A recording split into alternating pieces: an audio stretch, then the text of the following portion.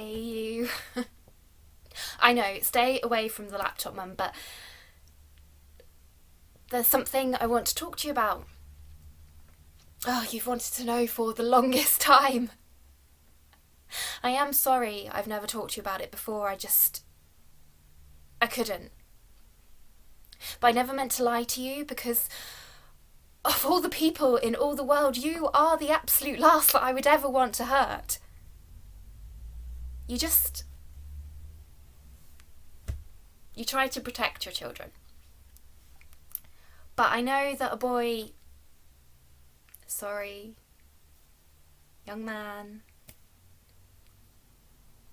I know that you need to understand these things. I know that it isn't just my story. It's yours too.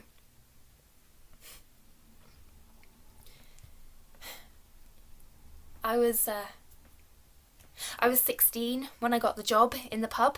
Just serving glasses and that at first, but I liked it. I felt at home there. Got that from my dad, I suppose. Thank God you never had to meet him. Lucky escape, kiddo. But yeah, I liked it. The smell of stale beer, filled rolls on match days, the corners curling in the pools of midday sun on the bar. Cigarettes, back when you still could. Something about smells. They're sort of powerful. But yeah, behind the bar, serving locals, long hours, but I didn't mind. God, it's all a blur of late mornings and late nights and smoking too much and drinking. God, we were always drinking, and no, that does not give you permission. There was a bloke. Always is. He's older, 4, 5 years, and he can't take his eyes off me, or we can't take our eyes off each other. Yeah. I was young once, you know. Even I was a teenager once. He's the son of the landlady, Jamie. He's sort of different to other people. It's in his eyes. They're what's different. Sort of gentler. Kinder, maybe. They look at me and it's like he sees me, really sees me the way you want someone to see you. Inside, beyond, underneath. Yeah. I fell head over heels. We fall in love over Bacardi breezes in the beer garden, walking on the marsh after closing, paddling in the river and talking about everything, about nothing. It didn't matter. Nothing mattered. The smell of the marsh is salty, fresh, crisp, open air, and it's like the sun has burned his face onto my eyes and he's all I can see. I thought things would be like that forever. It's strange how things can happen. How you can love someone that much and just as easy, just as quick. Maybe things do just have their time and their place, and that was ours. On the fen, away from everything else. That autumn came. And then winter. Summer was long gone. Christmas lights. Frost inside the windows. New Year's Eve.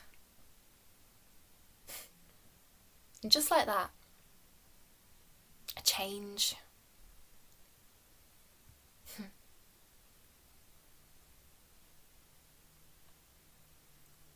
That New Year's Eve, everyone is in the pub. My dad in the corner with his mates, already pissed. Everyone else excited, the music loud, thumping. Everyone dressed up and nowhere to go but here. I don't even mind that I'm working. I'm with Jamie behind the bar and I've got everything I need. It's getting near midnight and we're nearly out of kava at the bar, but we've got a whole load buried in the snow in the beer garden. I think that was my idea. It's cold out there. I can feel the tips of my toes turning blue against the edges of my sandals, and I should have worn boots, but these are my party shoes, and everyone kept saying how we had so much to celebrate. It's dark. Complete pitch black, but I've never been afraid of the dark. It smells like snow and ice, you know, crisp. Cold in the back of your throat, on your teeth. There's other smells too. Chip pan oil from the deep fat fryers. Stale beer. Cigarette smoke. Clumsy piss from the men's loos where the door opens out onto the beer garden, into the cold.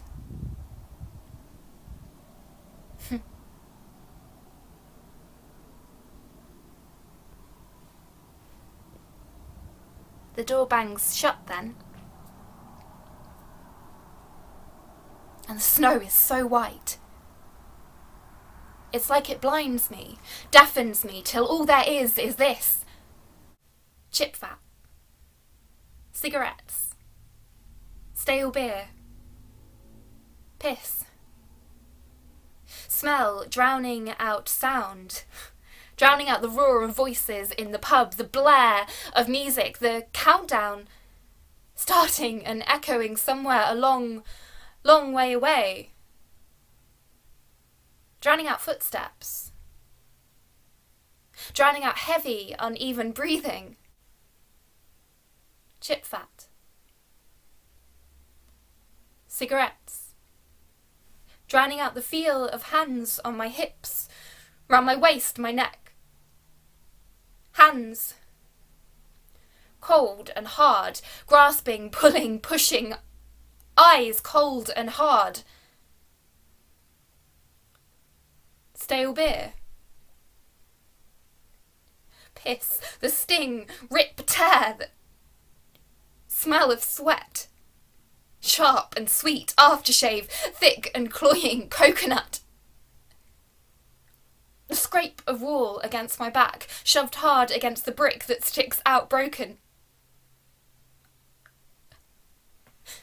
I focus on that. The feel of it. The sting. I imagine the smell of it. Musty. Smoky, mossy.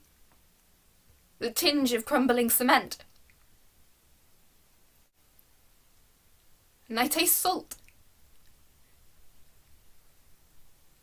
The sound of Auld Lang Syne. The burning whiff of party poppers singing in the ear.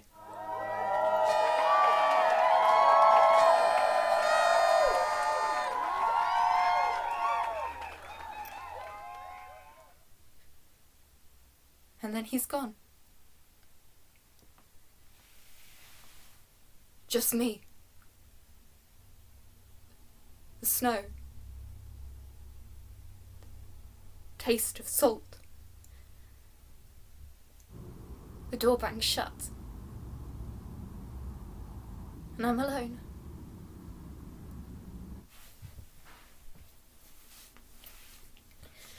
Jamie doesn't understand what's changed after that night. He says I'm different, cold, and I say that nothing's wrong. I do nothing. I did nothing. I've thought 1,000 times of all the things I could have done, but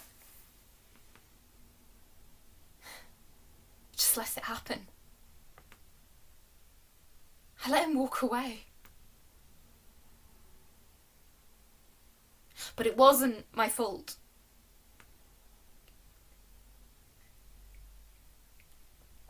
It was Jamie in the end who broke things off between us, said he. couldn't cope anymore. That I'd pushed him away too many times now and it hurt.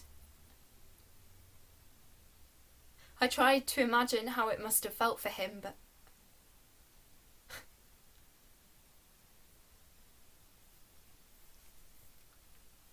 I'm not sure when I realised exactly.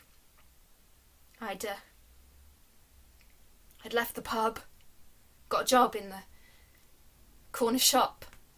I knew I was late, but I wasn't eating much. I just felt so sick all the time. I know, looking back, but at the time, they all started talking about it. Of course they did, round here. Jamie despised me for it. They all agreed the timing proved it. Cheat. Liar. She went with someone else behind his back. Stories. And they all believed it, even Mum and Dad. So we just let them. It was easier. Besides,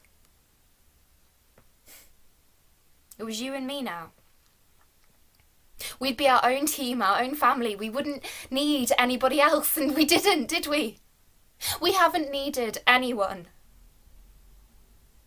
I was determined to show them that I could do it, that I could be a mum on my own.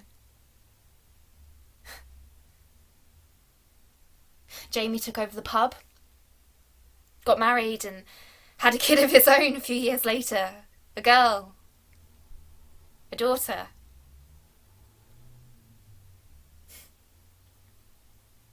He moved on. And when he looks at me now, he doesn't see me. He sees all the things they said about me. And he hates me.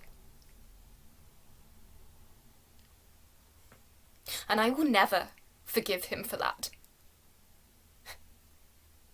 I might have lost a lot, but I will not lose my home or my dignity. But that question, where was he? Who was he? Of course she wanted to know. But how could I tell you? I was scared, I am scared that you'll hate me, that it was my fault, that you might doubt how much you mean to me just because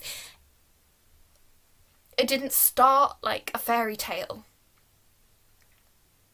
And that's why I made up that story. I think I thought it was sort of romantic.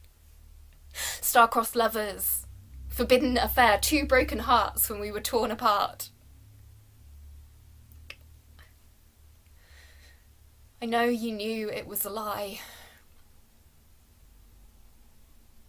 That's what started to open up this hole between us, wasn't it? And that was my fault. But I just knew that when I told you the truth, it would hurt both of us.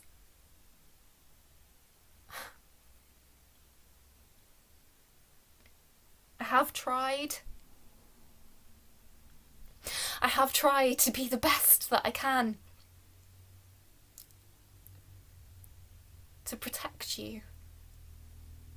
Because out of all of that pain and fear and secrets and lies, I got you, Romeo. My son.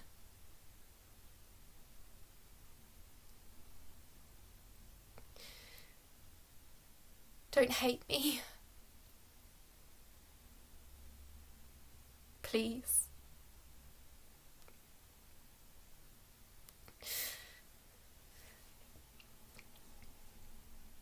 I love you, kiddo.